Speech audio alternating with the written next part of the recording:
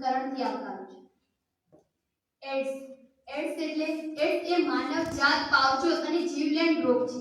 Ads વિશે 57 લાખ દર્દીઓ ભારતમાં હોવાની સંભાવના છે। તો પછી આજથી તેની ઇતિહાસ જાણવો ખૂબ જ જરૂરી છે। મિત્રો, એચઆઈવી એક વાયરસ છે અને એનાથી થતી જે બીમારી છે તેને એડ્સ કહેવામાં આવે છે। જ્યારે એડ્સ થાય છે ત્યારે આપણું શરીર એકદમ નબળું પડી જાય છે અને આપણે કોઈ પણ બીમારીના શિકાર થઈ જઈએ છીએ। આ કેસીસ શરૂ થયા છે ત્યારથી 70 મિલિયન લોકો તેના શિકાર થયા છે। 35 મિલિયન લોકો મૃત્યુ પામ્યા છે અને 2016 સુધી છેલ્લી 36.7 મિલિયન લોકો તે બીમારીનો શિકાર થયા છે। આ પરિસ્થિતિ બહુ ઘાતક છે, પરંતુ હાલમાં તેની ટ્રીટમેન્ટ મળી રહેવી એ બહુ અવેલેબલ છે। તો આ એક વાયરસ એક ચિમ્પાન્જીમાં હોય છે અને તેને એસઆઈવી વાયરસ કહેવામાં આવે છે।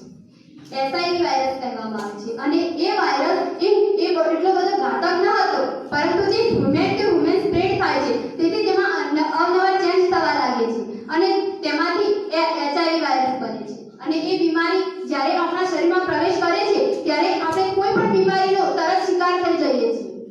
એચઆઈવી નું પૂરું નામ છે હ્યુમન ઇમ્યુનોડિફિશિયન્સી વાયરસ અને એડ્સ એટલે એક્વાયર્ડ હ્યુમન ડિફિશિયન્સી સિન્ડ્રોમ। મિત્રો, એચઆઈવી નું કવર પૂરા વિશ્વમાં ફેલાઈ રહ્યું છે, વધારે કરીને આફ્રિકામાં, કારણ કે તેમાં ઘણા બધા લોકો આફ્રિકામાં મૃત્યુ પામતા હોય છે, આ રોગનો શિકાર થતા હોય છે। એડ્સ એ બ્લડની ફેરબદલીથી પણ થઈ શકે છે, સોયથી પણ થઈ શકે છે। જો તમે હોસ્પિટલ જાઓ અને એ ઇન્જેક્શનથી તમને ઇન્જેક્શન આપવામાં આવે કે જેને એડ્સ હોય તો તમને પણ ઇન્ફેક્શન લાગી શકે છે। સેવિંગ એક જ પ્લેટથી જો તમને સેવિંગ કરવામાં આવે તો પણ તમને એ ઇન્ફેક્શન લાગી શકે છે।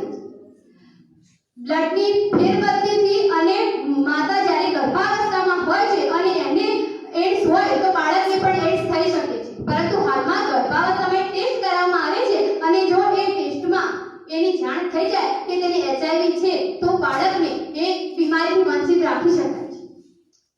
જો જે માણસને એચઆઈવી હોય અને જો બીજાને કિડની ડોનેટ કરે તો તે સામેવાળા માણસને પણ એચઆઈવી થઈ શકે છે।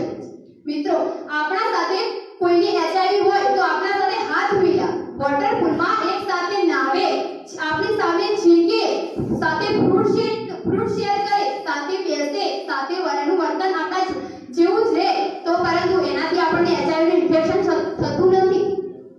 આપણા શરીરમાં જ્યારે એચઆઈવી પ્રવેશ કરે છે ત્યારે તેના સીડીયુ કાઉન્ટ હોય છે તે ધીરે ધીરે ઘટે છે, જ્યારે થોડા સમયમાં ઘટે છે, વધે છે, એમ કરીને આપણા શરીરમાં પછી એડ્સ નામનો રોગ એ શરીરમાં ફેલાઈ જાય છે। એડ્સ નામનો રોગ થાય છે ત્યારે આપણા શરીરમાં અમુક લક્ષણો જોવા મળે છે, રોજ તાવ આવવો, માથું દુખવું, શરીર કળવું, શરીરમાં ધ્રુજારી થવી, મોઢામાં સફેદ લાઈન થવી, ગળામાં દુખવું, આ બધા તેના લક્ષણો છે। તેથી ખબર પડે છે કે એડ્સ નામનો રોગ થયો છે। મિત્રો, એચઆઈવી વાયરસ જ્યારે પ્રસરી જાય છે પૂરા શરીરમાં ત્યારે એકદમ માણસ કમજોર થઈ જાય છે। કોઈ પણ બીમારી હોય તે આપણે ઇન્ફેક્શન ન લાગતું હોય પણ જો આપણને એડ્સ હોય તો તેની ઇન્ફેક્શન આપણને તરત લાગી જતું હોય છે। તો પછી એચઆઈવી ના ટેસ્ટ કરવા માટે 3 ટેસ્ટ છે, એક એલિસા ટેસ્ટ, વેસ્ટર્ન ટેસ્ટ અને રેપિડ ટેસ્ટ। હાલમાં હાર્ટ નામની મેડિસિનથી ઘણી બધી રાહત મળી શકે છે, તેનાથી એડ્સ નામનો રોગ હોય તો એ હાર્ટ નામની મેડિસિન લો એટલે ઘણી બધી રાહત મળી શકે છે। તો મિત્રો, મારા મત પ્રમાણે એચઆઈવી